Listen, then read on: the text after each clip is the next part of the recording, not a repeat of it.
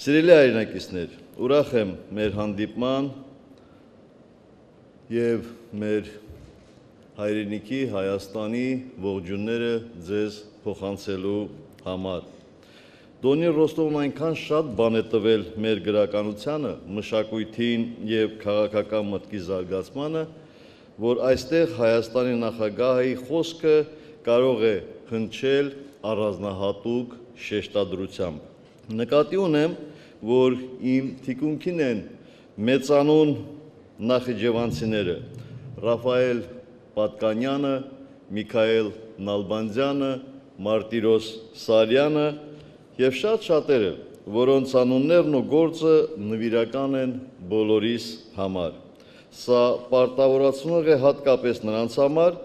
ովքեր այսօր ճակատագրի բերումով ապրում և աշխատում են այստեղ և կոչված են արժանավայել կերպով շարունակելու հայկականության մեծ ու հարուստ այդ ավանդույթները։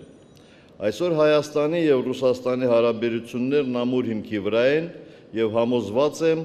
որևէ կասկած չունեմ, այդպես էլ շարունակվելու է։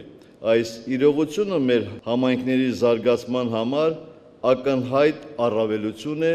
և բարենպաստ պայման, քանզի կա փայլուն բարեկամություն նոր հայրենիքի Ռուսաստանի և պատմական հայրենիքի Հայաստանի միջև։ Ավելին, կա փոխըմբռնման և փոխվստահության այնպիսի աստիճան, որը կարող է օրինակ դառնալ շատ-շատերի համար։ Սփյուռքի գաղթօջախների ներկայացուցիչների հետ իմ հանդիպումներում, որ մայրցամաքում էլ դրանք լինեն, ես ականատես եմ լինում Հայաստանի և հայության խնդիրների նկատմամբ մեծ հետաքրքրության ու սրտակցության։ Որպես կանոն, ես լսում եմ նրանց մտահոգությունների և հայրենիքին սատարելու պատրաստակամության մասին։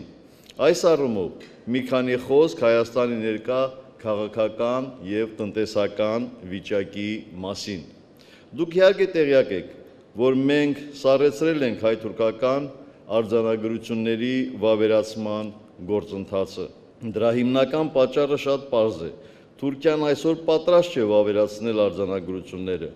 Դրա տապալումն արդարացնելու նպատակով նա նորանոր նախապայմաններ է առաջ քաշում։ Ավելին, նա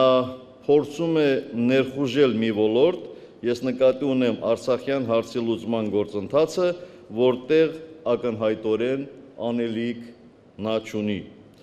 Ոչ հուսալի և անվստահելի գործընկերոջ հետ, որ պարբերաբար խախտում է նախնական պայմանավորվածությունները, մենք ներկա պահին խոսելիք չունենք։ Վստահ եմ, որ հիշում եք իմ համահայկական ուղևորության ընթացքում հենց այստեղ, Դոնի Ռոստովում ունեցած մեր հանդիպման ժամանակ հնչած մտքերը, մտահոգություններն ու գաղափարները։ Ժամանակը ցույց տվեց, որ Եվրոպայի վերջին փակ սահմանը բացելու համար մենք մեր կողմից արեցինք առավելագույնը, իսկ Թուրքիան պատրաստ չէ դրան։ Ինչ վերաբերում է Լեռնային Ղարաբաղի խնդրին, ապա մենք այն երկբա հնչեցրել ենք, որ Արցախի ժողովրդի ինքնորոշման իրավունքը մենք չենք պատրաստվում սակարկելու որևէ մեկի հետ։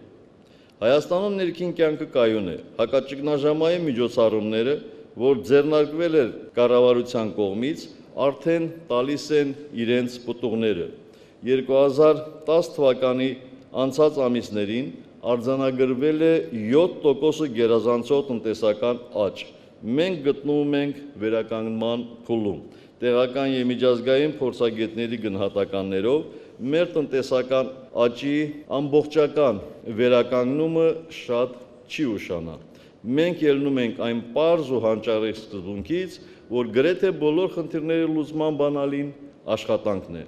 Մեր ժողովրդի դարավոր փորձը դա է ցույց տալիս։ Մենք սիրում եւ կարողանում ենք աշխատել, նաեւ աշխատել անբարենպաստ պայմաններում։ Ասվածի վառ վկայությունը ձեր աչքի առջև է։ Ես նկատի ունեմ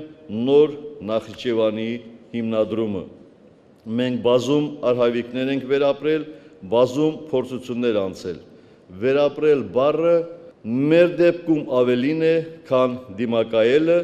մենք պարտավոր ենք բոլոր դժվարություններից դուրս գալ ավելի ուժեղացած, ավելի կազմակերպված եւ ամրացած։ Այլընտրանք պարզապես չունենք։ Թույլ տվեք խոսքս ավարտել մաղթանքով։ Ցանկանում եմ ձեզ առավել արդյունավետ աշխատանք հայապահպանության ուղղությամբ։ Ես հավատում եմ, որ այս քաղաքը ռուս եւ հայ մշակույթներին տալու է նոր սարյաններ, տալու է նոր գիտնականներ, արդյունաբերողներ, առևտրականներ, նոր գործիչներ ամենատարբեր ոլորտներում։ Դրա ներուժը կա, չի կարող չլինել։ Մաղթում եմ ձեզ առավել սերտացնել կապերը պատմական հայրենիքի հետ։ Դրանք պետք է լինեն ոչ միայն ընտանեկան ու մշակութային, այլև գործնական։ Հայրենիքի տված լիցքերն ու ավիշը ուղղեք բարու եւ գեղեցիկի բազմապատկմանը։ Բարձր պահեք հայի անունն ու պատիվը ձեր հյուրընկալ երկրում։ Ես գիտեմ, որ դուք ապրում եւ հպարտանում եք Հայաստանի հաջողություններով։ Իմացեք, որ մենք էլ ուրախանում ենք այստեղից ստացած լավ լուրերով։ Մենք մեր պատմությունն ենք կերտում, պատմություն, որ նոր շունչ է հաղորդել Հայաստանի անկախացմամբ, պատմություն, որի նոր էջերը գրելու ենք բոլորս միասին եւ գրելու ենք լավ ձեռագրով,